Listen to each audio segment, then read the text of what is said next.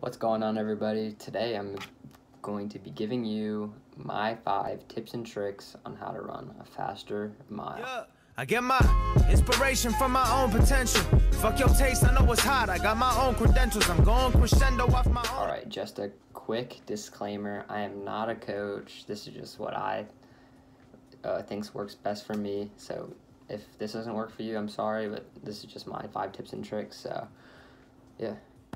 I found some really good success this past year. I'll throw my PRs up.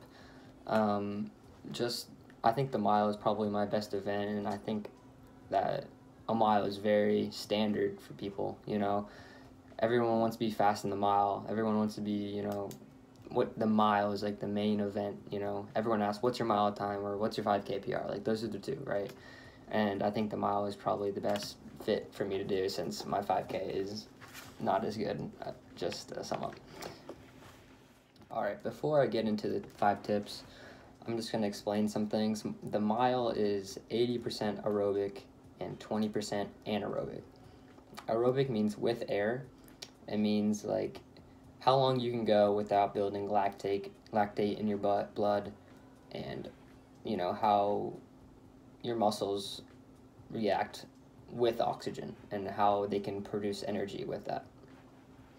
And anaerobic means without air, and it's basically, to sum it up, is how efficient can you be without any air and like without tying up at the end of the races. Okay, tip number 1 is run your easy days easy.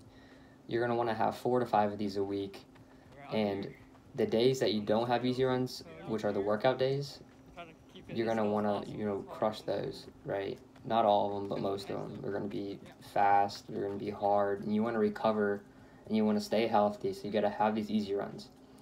And the days before workouts, on those easy runs, when you finish, you're going to want to do some strides to really stay efficient, stay ready, and stay primed for the next workout ahead. You know, it's really easy to crush these easy runs sometimes, and I'm guilty. I do it sometimes too, but you know, if you want to stay healthy, you're going to want to run about 2 minutes slower than your 5K pace per mile. That's give or take. You know, if it's slower than that, it's okay. If it's faster than that, it's pushing it a little bit, but I would say at least 2 minutes slower. And if you go a little bit slower, that's fine. You know, just do whatever you need for your body to recover. You listen to your body, you know what to do with it.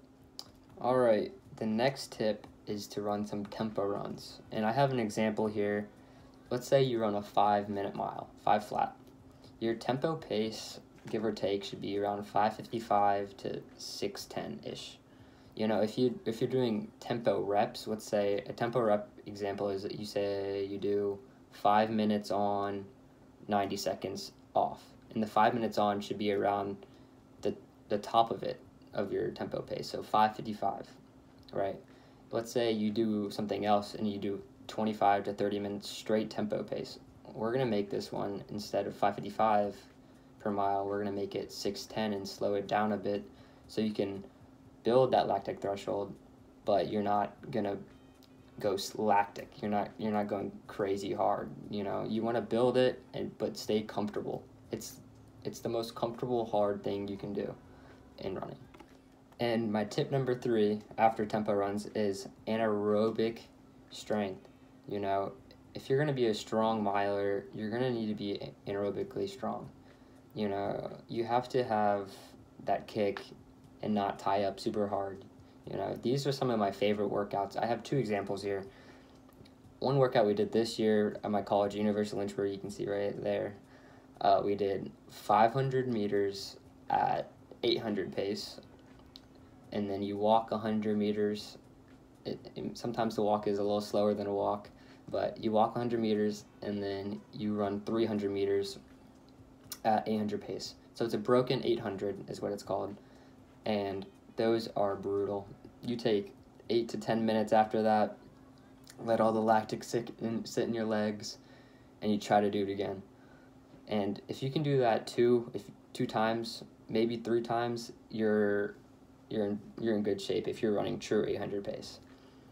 That's just one really good example. Another example is a ladder, and you can hit paces by doing this. You can go 600, 400, 200, and then 200, 400, 600. And with this, you're going to want to start at your like goal mile pace and then work down to 800 pace for the 200s, and then after that you want to build back up to mile pace once you hit the 200, 400, 600, build back up. So, and you take about 2 minutes rest for that, and you really build a lot of anaerobic strength there. You know, you do build lactic 100% during that workout. You're running a lot of fast paces. You're running over a mile faster than mile pace, you know, and you're not getting a lot of rest. And to go along with that, if you're not hitting exactly your mile pace or exactly your 800 pace, that's okay. You're probably in trainers. You're on a track, but, you know, energy levels could be low. It's not going to compare during race day when it's high energy, you're spiked up, you have other people you're running against. It's okay if you're half a second off or a second off, you know, it's fine. All right, and for my 4th tip out of 5, it's one of my favorite tips probably as well, is, you know, you got to do all these core. You got to do stability, you got to foam roll, you got to weight lift, you got to, you know, stretch after runs. Basically, all this is going to make you stay healthy. And staying healthy is the main goal. You can't get faster if you're not healthy. You know, if you're fighting through nagging pain, you know, it might be good for a couple weeks, it might be good for a couple months, but eventually it's all going to hit you at once, and if you're not recovering well, it's all going to be a downward, you know, spiral. And doing core, stability, weightlifting, that's really building your strength in your hips, your stability muscles like your hamstrings, your calves, your glutes, all of the above, you know. And doing all that is going to really benefit you long term too. All right, tip number 5, and my final tip. It's my most important tip, my favorite tip. I do this tip a lot, is sleeping. You know, you want to get at least 8 hours of sleep every night. You know, if you can get more, get more. You know, more is better. And honestly, if you want to take some naps during the day, that's good too. If your body needs a nap, let it take a nap. That's fine. I have this little slippery slope, I guess you can say, is sleep equals recovery. Recovery means staying healthy, and staying healthy means you can run fast. And basically, that's as true as it gets, because if you can't stay healthy, you're not running fast. As I said before, it's all kind of the same thing.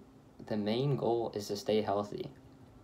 The workouts can't be run if you're not healthy, and if you can focus on one thing, it's running 12 months of the year. You know, if you're only running 8 months and the 4 months is because you're hurt, that's 4 whole months that you couldn't build your aerobic base, get anaerobically stronger.